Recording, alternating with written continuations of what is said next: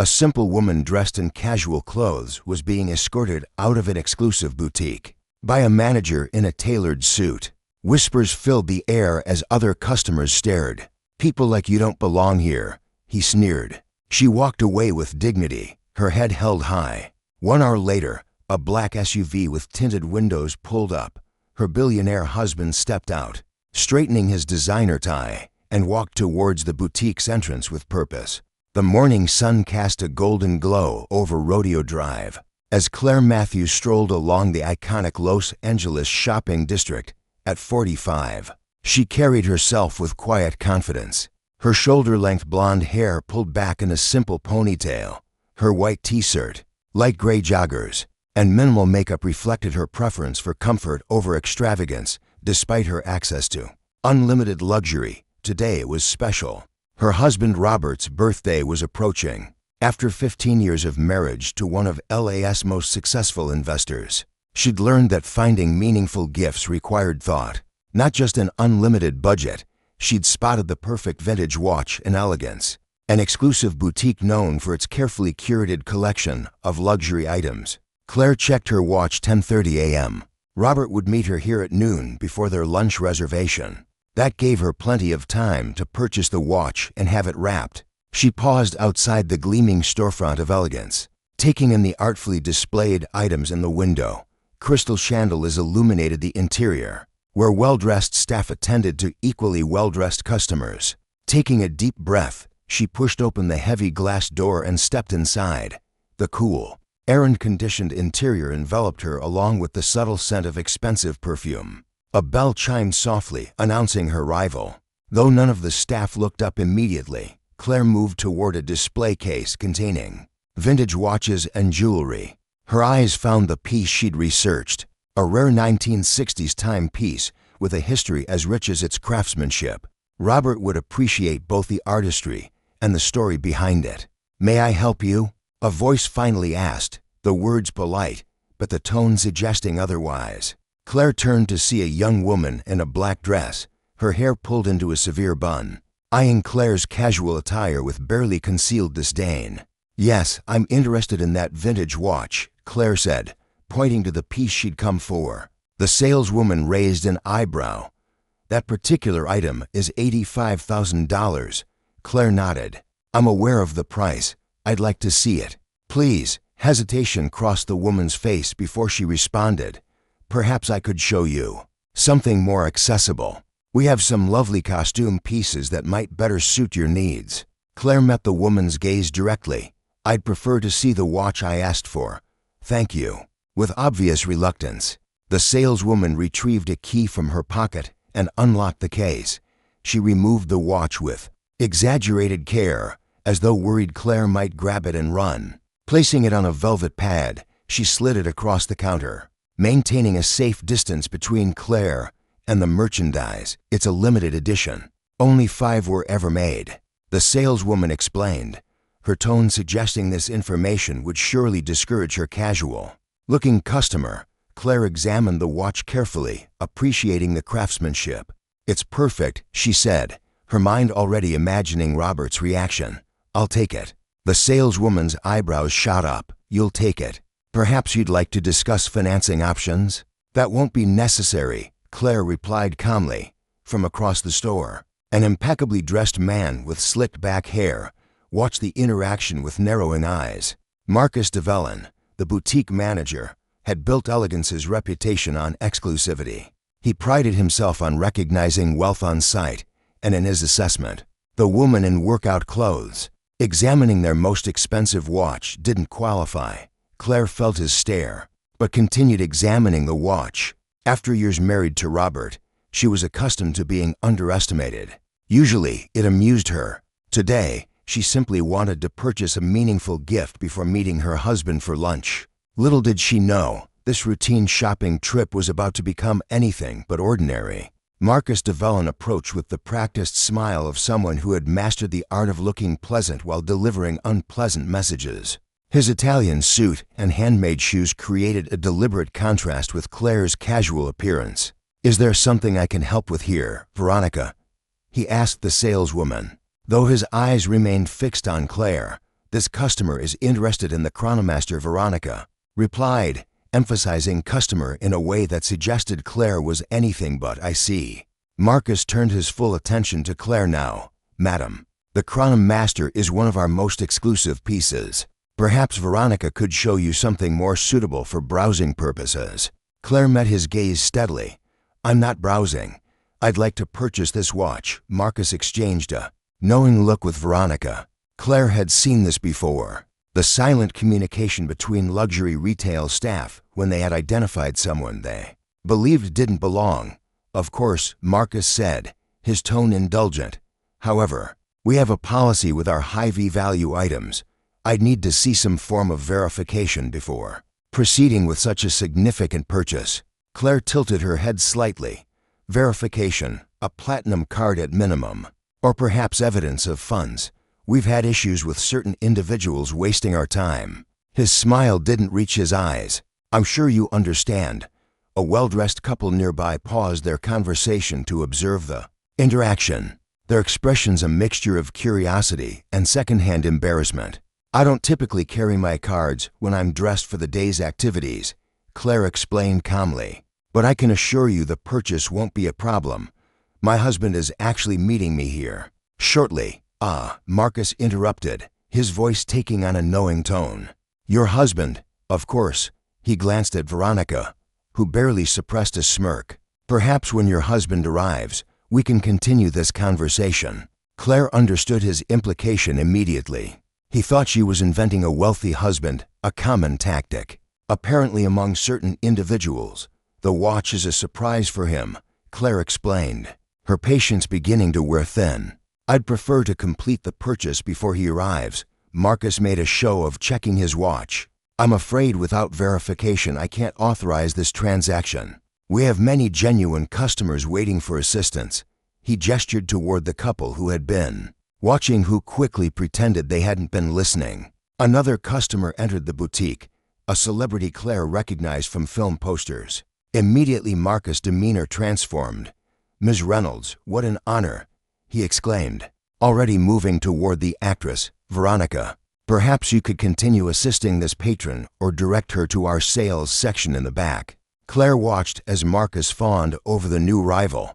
The actress, uncomfortable with his excessive attention, glanced apologetically in Claire's direction. We don't actually have a sales section, Veronica said quietly. Look, maybe you should come back another time with your husband, she added with unmistakable skepticism. Claire checked her watch again.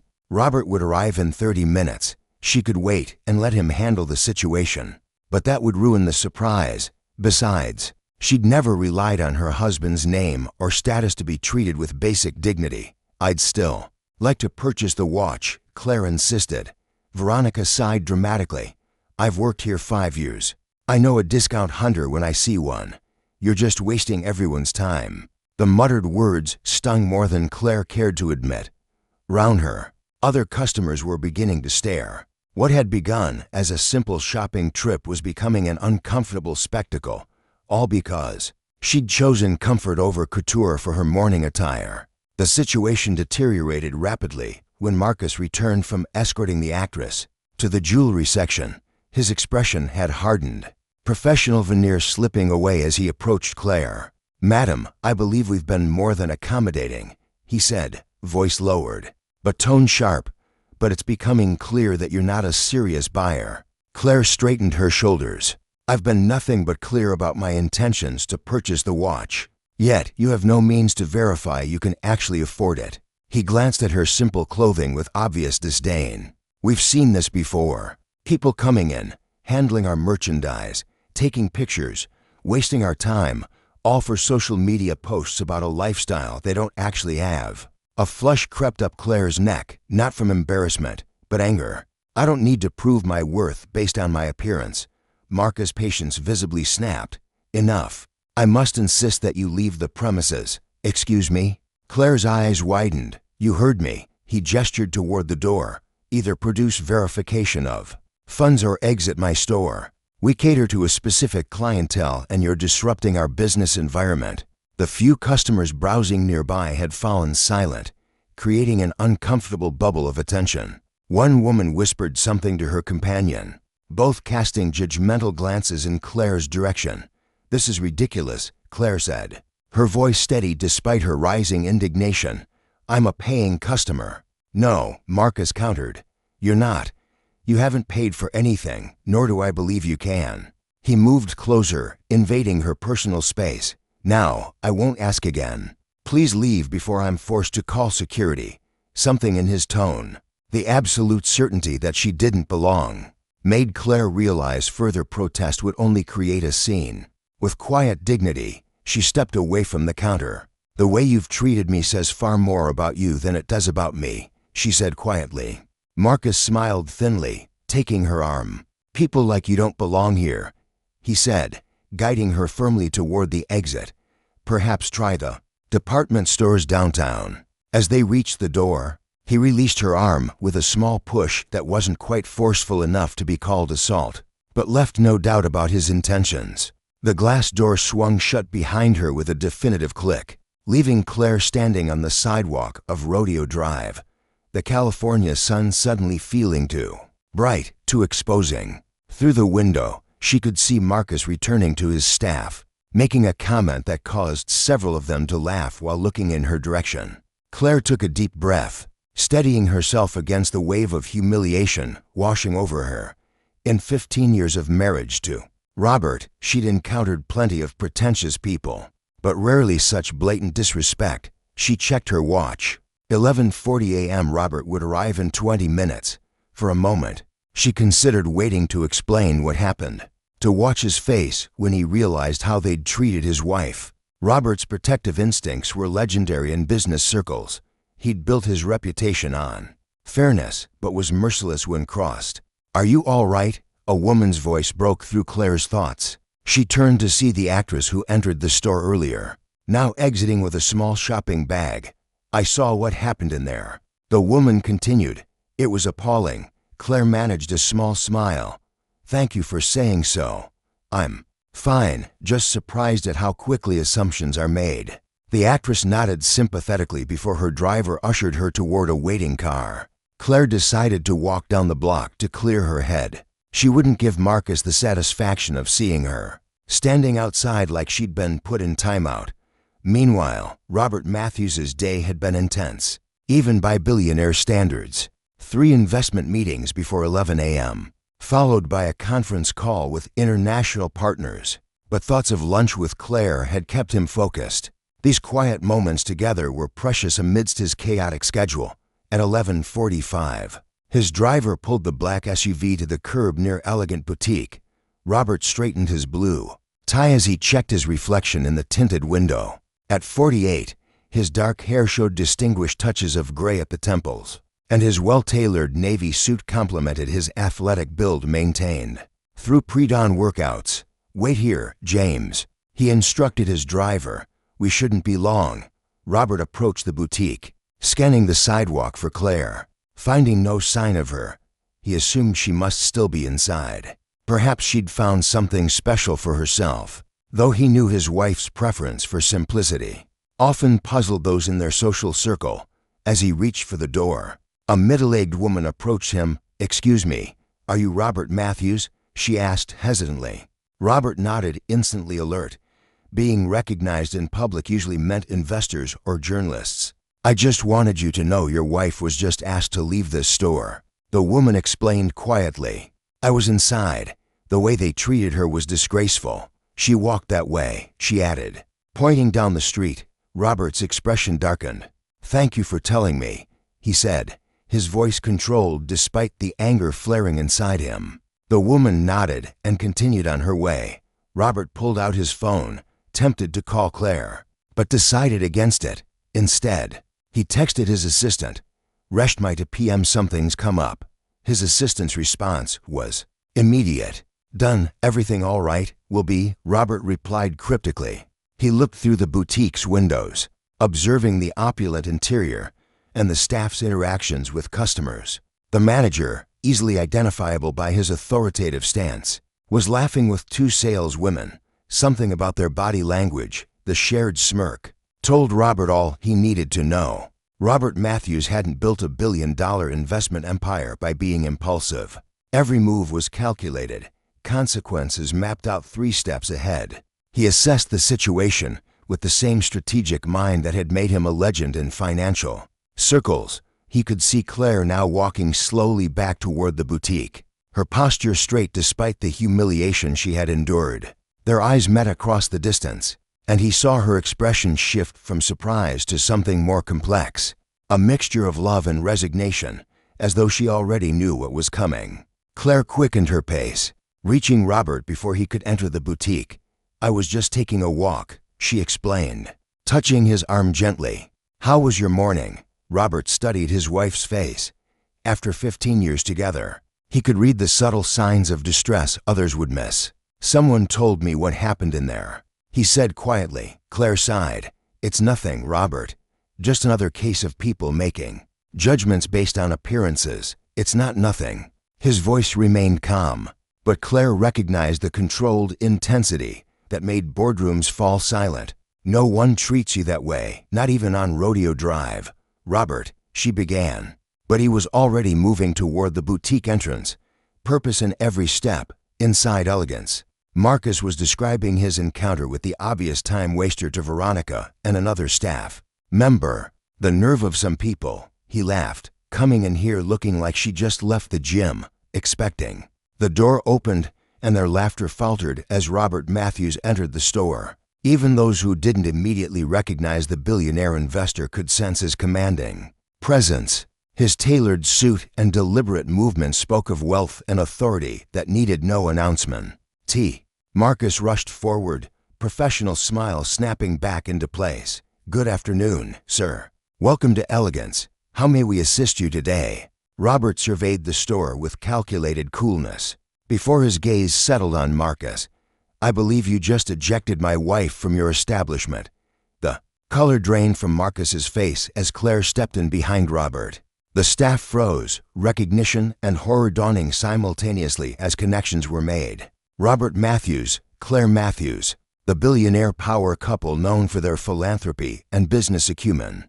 "Mr. Matthews," Marcus stammered, "there's been a terrible misunderstanding, has there?" Robert's voice remained even. "From what I understand, you judge my wife solely on her appearance, refused to sell her merchandise, and then physically escorted her from the premises while making derogatory comments." The other customers in the store had stopped browsing. Riveted by the unfolding drama, Veronica stared at the floor, suddenly fascinated by her shoes. "Sir, if I had any idea who Mrs. Matthews was," Robert raised a hand, silencing him. "That's precisely the problem. You shouldn't need to know who someone is to treat them with basic dignity and respect." He turned to Claire. "Was this the watch you were trying to purchase?" Claire nodded, pointing to the vintage timepiece still resting on the velvet display pad. "Excellent choice," Robert said warmly before turning back to Marcus with a markedly cooler expression.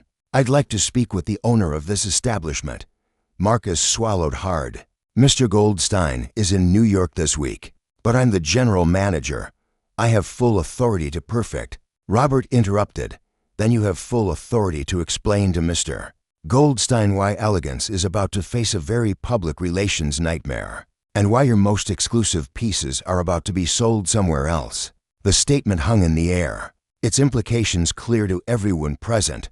Robert Matthews wasn't just a billionaire. His investment firm held significant stakes in several luxury retail groups, and his influence extended throughout the industry. "Please, Mr. Matthews," Marcus pleaded, desperation replacing his earlier arrogance. "There must be something we can do to rectify this situation." "Actually," Robert said, his tone shifting to something almost conversational as he placed an arm around Claire's shoulders. "There is, but first, I'd like you to apologize to my wife. Not because she's my wife, but because she deserved to be treated with respect, regardless of who she is or what she's wearing." Marcus turned to Claire, his earlier disdain replaced by naked fear. "Mrs. Matthews, I cannot begin to express my regret for my inexcusable behavior." As Marcus finished his stilted apology, Robert nodded curtly. "Now about those consequences," he said, reaching into his jacket and producing a business card. My office will be in touch regarding your employment status. Marcus blinked in confusion. My employment? Did I forget to mention? Robert's smile was devoid of warmth. My investment group acquired a controlling interest in Goldstein Luxury Retail last month. The paperwork finalizes today. Technically, I'm your boss now. A collective gasp rippled through the store. Veronitsa's hand flew to her mouth while Marcus swayed slightly, steadying himself against the counter. But rather than simply firing you, Robert continued, I have something more constructive in mind. Elegance will be launching a new program next month, sensitivity training for all employees, taught by experts in unconscious bias and equitable customer service. He turned to Claire, whose expression had softened slightly. And my wife has graciously agreed to oversee the program development. Claire hadn't agreed to any such thing, but she understood Robert's strategy. This wasn't just about punishment. It was about meaningful change. She nodded, playing along. Your alternative, Robert added, turning back to Marcus, is immediate resignation. Marcus looked between them, humiliation wearing with self-preservation. I would appreciate the opportunity to learn and improve, sir. Robert checked his watch. Excellent. Training begins next week. Now, if you'll complete my wife's original purchase, we have a lunch reservation to keep. With trembling hands, Marcus processed the transaction for the vintage watch. The same hands that had pushed Claire out the door now carefully wrapped her purchase in premium packaging. The store's earlier hostility replaced by mortified deference. As the couple left Elegance, whispers erupted behind them. The story would spread through Rodeo Drive before evening. A cautionary tale about judging people by their appearances. Over lunch at their favorite restaurant, Claire and Robert enjoyed a quiet moment of vindication. Was that strictly necessary? She asked with a small smile. Robert took her hand across the table. Absolutely, he replied. Not because you're my wife, but because nobody deserves that treatment. Indeed, the most valuable things in life aren't displayed in shop windows. Character, kindness, and dignity can be found beneath the simplest appearances. If this story touched your heart, don't forget to subscribe to our channel for more powerful moments of justice and human connection. We'd love to hear where you're watching from in the comments below. Remember, in a world quick to judge by appearances, your kindness could be the exception someone needs today. The most valuable possession is a compassionate spirit, something no luxury boutique can sell. Until next time, keep believing in the power of dignity.